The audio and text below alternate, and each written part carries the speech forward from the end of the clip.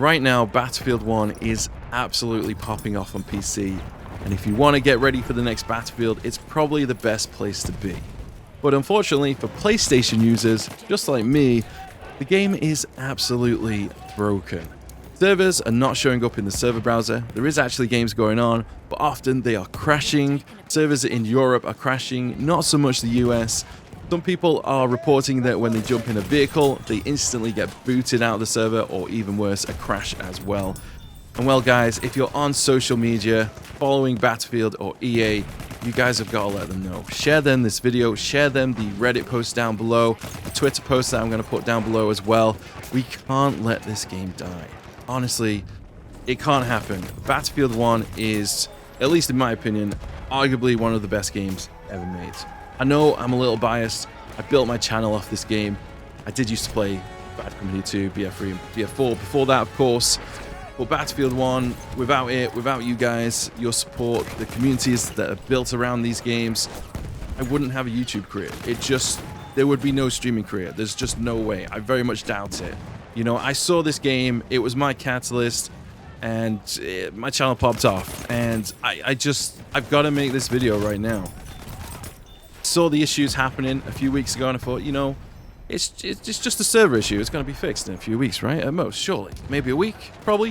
You know, we've seen it before. Server's a bit buggy, and then a few days, a week later, it's all fine. All good. But this seems to be a big problem, and I'm not seeing any mention by EA or Battlefield or DICE or anywhere, anything on the internet right now. Not from any community managers, nothing. It's just Reddit posts, Twitter posts. And yeah, we can't let this game die, guys. Honestly, I mean, just look at the gameplay. It is beautiful.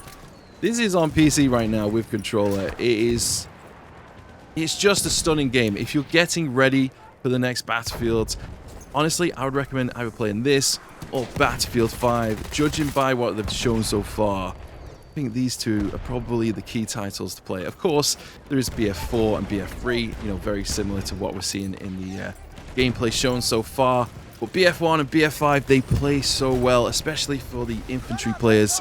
I would highly recommend you jump on these games, especially if you don't own them right now. They have been on sale recently, like $3-4 or something ridiculous. Honestly, get in. I mean, we're playing Operations right now. Oh man, Battlefield 1 brought in Operations. I would love for this to return in the next game, honestly. This is one of my favorite modes. So that was St. Quentin Scar there. This is Amiens. Oh man, I hope that map they showed in that little reveal trailer for Battlefield, the next Battlefield. Hope it plays a little bit like Amiens, you know. Gotta be honest with you. We need more urban maps, more maps like this. Peeking corners, checking corners. You got the train coming in, you got vehicles coming in. These guys are spawning on the right. You've got the cool flanks going on. The tricky moments, you get shot from all different angles and you're trying to weave your way around the map. I don't know about you guys, but Amiens, Rotterdam from BF5, Grand Bazaar from BF3, Sand Crossing. Oh, I think we need much more urban maps. Not too many, you gotta mix it up a little bit. I understand DICE, you know, they want to appeal to a mixture and a wide audience. You know, you need those different kind of maps. The Sinai Deserts, Suezes, the more sniper-friendly maps. And you need other styles of maps, of course, to keep the game fresh and interesting and appeal to a great variety of players, you know. But I do think Battlefield needs more urban maps. Especially ones like Amiens where there's so much going on, especially in Operations.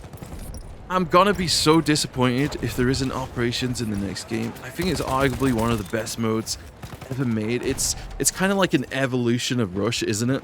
In a way. Don't get me wrong, I loved Rush in Bad Company 2, BF3 as well.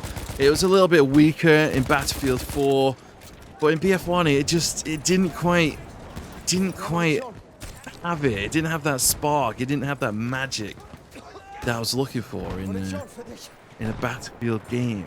You know, I come from like S&D in the old COD days, and Rush was kind of like that, and then Operations was like not you know, it's not a single life mode, but it's kind of like that, a kind of experience on steroids, if you will. But yeah, you know, we can't let this game die. Honestly, I mean, I'm going to be renting a server when I get back from holiday. I'm on holiday in the next couple of days, by the way. So that's why I'm making this video right now. I saw the issues just getting more attention on Reddit, and I was like, you know what? This is really turning into a problem. I've only been on PC with controller for the past few weeks, so I've not really experienced much of the PlayStation scene. You know, I've been playing on PC a lot more because there just hasn't been that many servers on PlayStation. And this, sadly, seems to be getting to be a much worse problem. And nah, we can't let this game die. It just can't. It's, you know, in some ways, I think it's kind of like CS or old FPS titles. There is that kind of community that's still sticking around that doesn't want to let this game go. You know, honestly, if there were map packs for this game right now, I think, you know, I think a lot of people might come back for it. I don't think they would pay for it. I don't think that's an option. Maybe some would. I know I would. But honestly, if Battlefield 1 had a new set of maps, 4 maps, new DLC right now in 2025, I genuinely believe quite a few people would just come back to this game. It's just awesome. Honestly, it sounds amazing. The audio in this game is... I don't think 2042 came close. Genuinely. The visuals, I play on PlayStation, that looks amazing, and then the PS5, the PS4 Pro looks even better, especially in 4K. It runs like a dream on PS5, and on PC, as you can see here, it's just absolutely stunning. Honestly, 1440p, 360 hertz on Battlefield is just, oh, chef's kiss. It is absolutely beautiful. I mean, I'm not so sure about the Flame Trooper and the other Sentry kits ever making a return to Battlefield. That would be a lovely discussion to have down below. If you've got your thoughts on that, I would love to know. You know, one thing that I really think Battlefield needs to kind of learn from this game, and it's not always perfect, I think pacing. Battlefield 1 got pacing quite well. It's not always super aggressive. It's not always super defensive. It can be a mix. It can be a bit of a tug of war between the both. It can go back and forth in between. Sometimes it's kind of mild and then it's all kicking off, or then it turns more defensive and you've got to really adjust your playstyle to suit it. As you can see in these gameplays as well, you know, I'm taking my time, throwing dynamite, having a look, checking the corners. Don't know what that aim was. That was pretty sloppy. Yeah, I might have to cut that out. No, joking. We leave it in. We leave it in. Battlefield 1 has got some messy moments. Messy stuff, not quite perfect. And I say leave it in. You know, those you know, when you get a meal that's really nice, but the bun is a little bit too burnt on the edges, but it doesn't affect the whole thing. Just leave it in. And that for me is Battlefield 1. It's a bit rough around the edges, but it's almost perfect in many ways. Now I've got the Flame Trooper now coming in here on MEN. I mean, this is about to be a mess. And this is what I mean about pacing. Everyone's kind of pushed up all the way to A. I'm behind teammates here. I'm putting these guys off from flanking. Gonna get right behind and do some serious damage with the Flamethrower.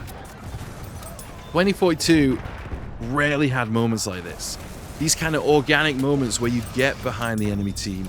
You find the angles, the edges. Oh, that guy nearly had me there, actually. You know, those brief little moments where you see a weak spot in your enemy's armor and get around the back. Don't fight to the guys in the tank. Oh, that is brutal. That is honestly brutal. Yeah, do let me know down below if you'd like to see the Sentry Kits return to this game. This series in the next title. I would love to know. I mean, this is just an absolute carnage kill streak here. 2042, I don't know about you guys, but streaks, they were good in places, but they never quite hit the spot like BF1 did, or even BF5, BF3, BF4, just not quite. It had its moments, and it's a much better game now. Definitely recommend playing it. But if you're looking to get good, to get ready for the next Battlefield, definitely recommend BF1 or BF5. But yeah, guys, a bit of a passionate rant today. I've got to get it out there. It's a little bit disappointing that this game, you know, the biggest selling Battlefield game of all time, one of the most popular FPS games of all time, an absolute icon, is not getting the treatment it deserves right now. It needs to. So leave a comment down below. Share the post down below if you're on Reddit. You know, upvote those posts and you know, let EA Battlefields and the likes let them know. You know, this game, don't let it die. Don't let Battlefield 1 die. Drop that in the comments below. I hope to see you guys soon. Take it easy. I appreciate you.